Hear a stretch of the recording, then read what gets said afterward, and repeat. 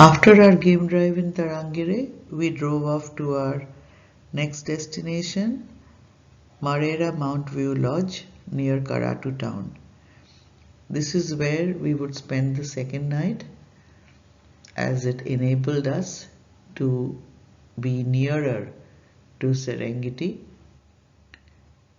which was our destination for day number 3. Marera Mount View Lodge was the only resort kind of accommodation we stayed during our Tanzania trip. Since it was in Karatu, it was very well located for us to start our journey the next day towards Serengeti. The rooms were big and lovely, but the balcony was the USP of the stay.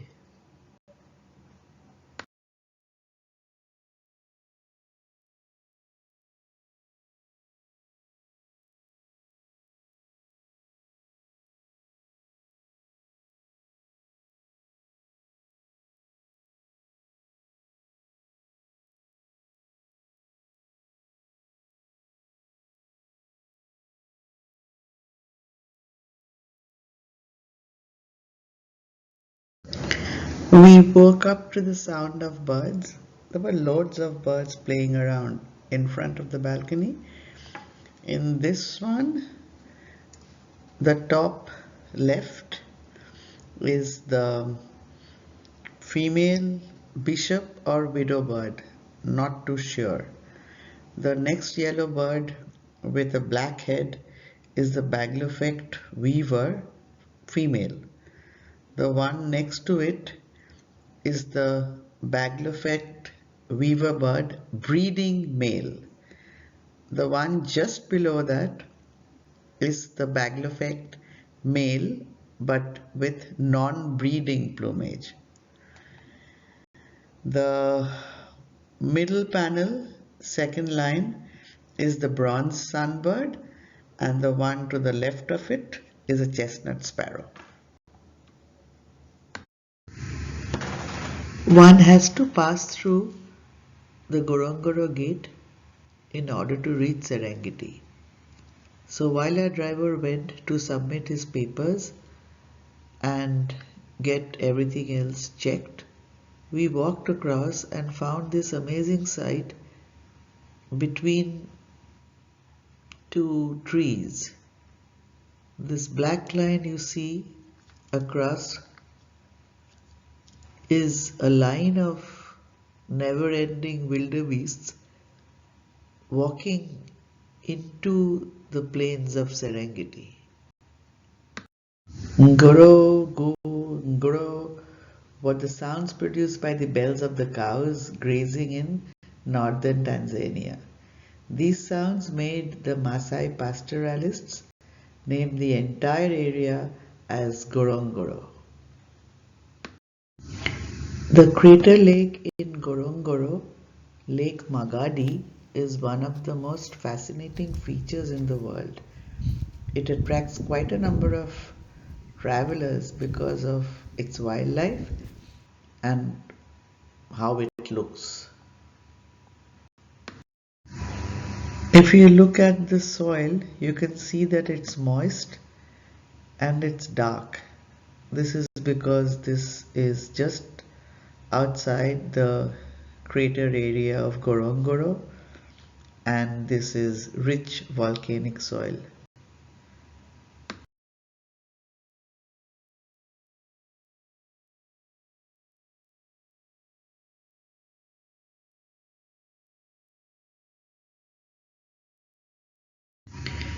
This place was a restroom break before we entered Serengeti, and this monument is a prototype of the skulls that was found in Olduvai Gorge, which is a paleoanthropological site in eastern Serengeti.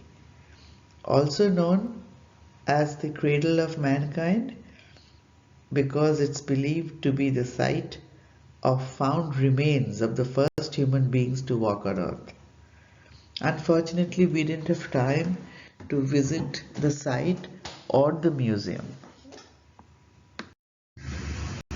As you near Serengeti, the presence of animals will tell you where you are heading.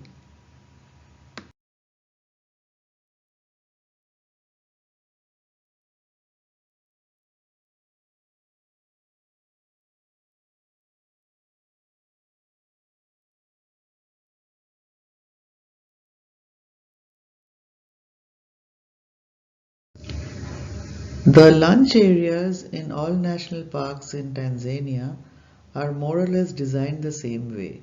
Extremely well planned with very clean washrooms. As we were eating, we found all these birds playing around us. The yellow one is the southern masked weaver. Diagonally below and lighter yellow is its female version. The dove is called the morning dove, and the sparkling bird is the superb starling, one of the most common birds in Tanzania and Kenya. This is a Caucasian agama lizard. You will later see the more colorful ones, which are more common.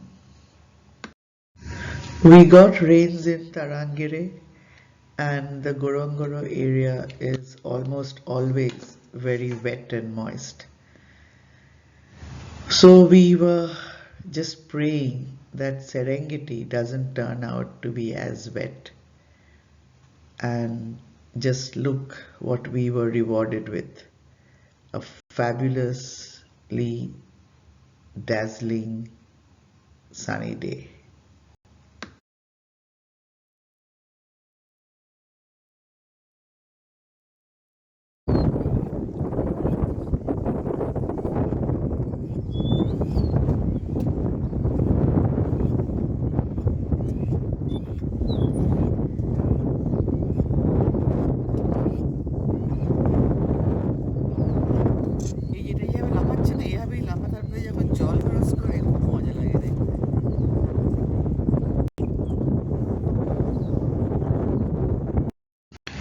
Blue, blue sky. Lapid-faced vulture. The same vulture on the ground. Heart beasts. They look very similar to the topi gazelle, but the coloring is different.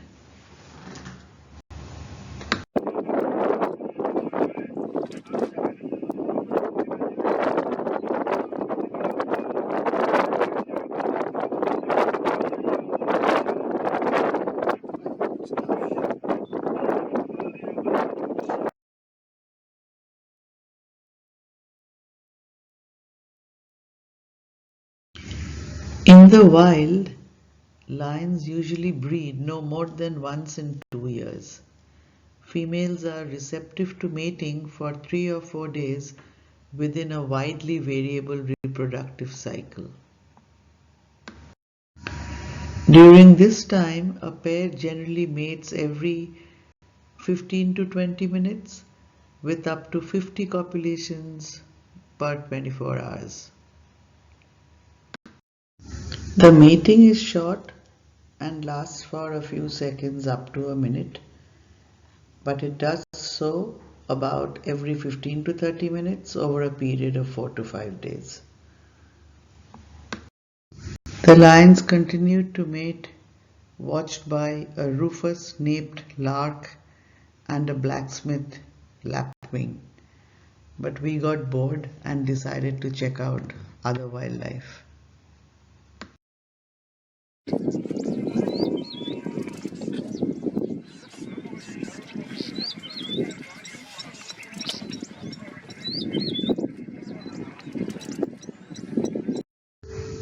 I was told before coming to Serengeti that because it is 10 times larger than Masai Mara, we would not encounter wildlife that often, but when we do, it will be in phenomenal numbers.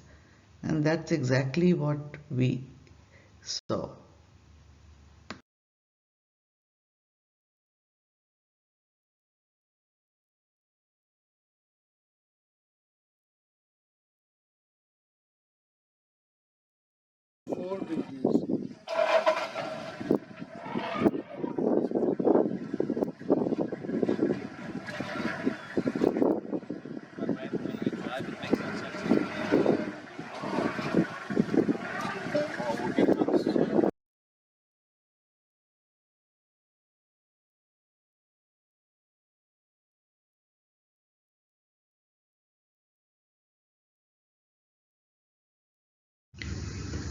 We entered Serengeti around 3 p.m.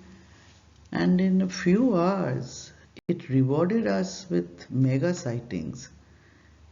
A leopard is not easy to spot, and we saw one within an hour. After sighting the leopard, we thought we'd pay a visit to the mating lions, and sure enough, they were at it again.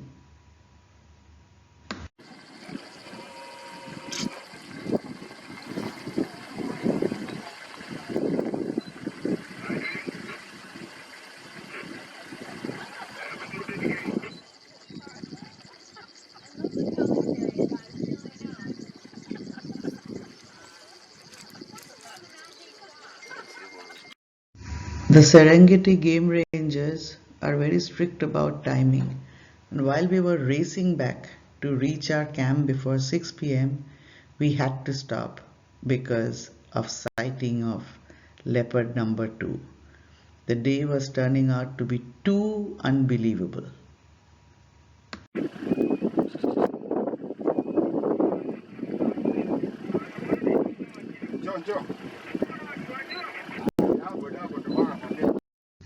We were caught by the rangers midway, but as we scrambled to reach the camp, we had to stop again to see this amazing sight of wildebeests migrating in the dark.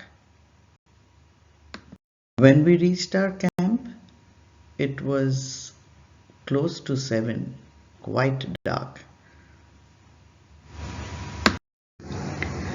Since we arrived at our camp when it was quite dark, we could only see the campsite properly when we woke up the next morning.